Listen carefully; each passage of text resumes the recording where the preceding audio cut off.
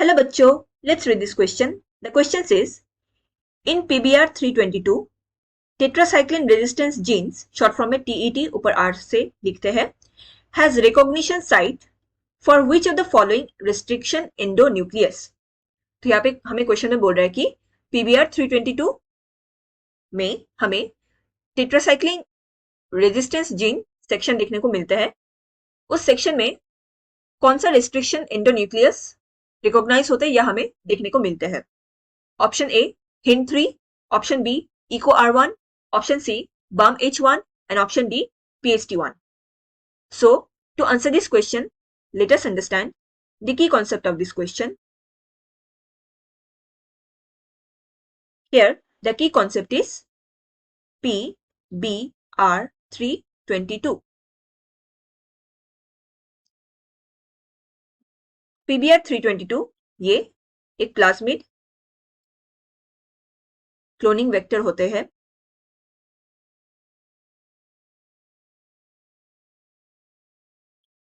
And it is commonly used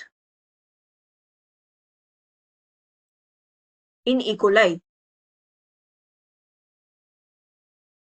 ये E. coli bacterium के अंदर कॉमनली यूज किया जाता है एंड ह्यूज अमाउंट ऑफ जो भी हमारे डिजायर्ड जीन्स है उनको प्रोड्यूस किया जाता है through this cloning vector. Now यहाँ पे PBR322 ये नाम जो इसका पड़ा है, यहाँ पे P stands for plasmid, B it stands for Bolivar, ये एक साइंटिस्ट का नेम है, R it stands for Rodrigues, ये भी एक साइंटिस्ट का नेम है, एंड 322 ये लैब नंबर होता है. जिस लैब में बनाया गया था उसमें 322 नंबर इस क्लोनिंग वेक्टर को दिया गया. सो नाउ अगर हम PBR322 का स्ट्रक्चर ध्यान से देखें, देन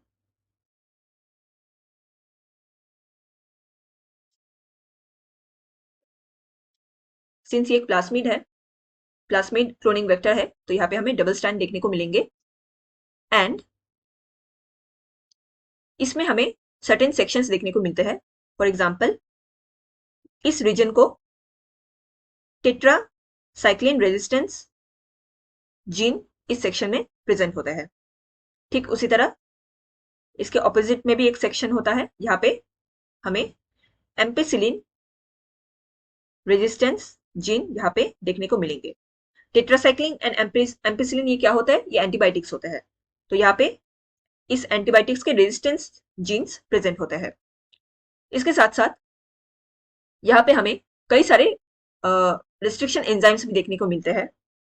फॉर एग्जांपल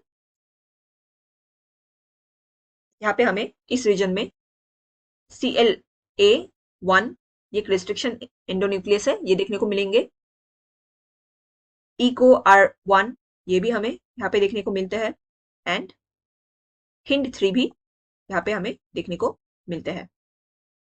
नाउ जो टेट्रासाइक्लिन रेजिस्टेंस जीन का जो सेक्शन है, यहाँ पे भी हमें दो रिस्ट्रिक्शन एंजाइम देखने को मिलते हैं. वन इज BAM-H1 यहाँ पे प्रेजेंट होते हैं and another one is SAL1.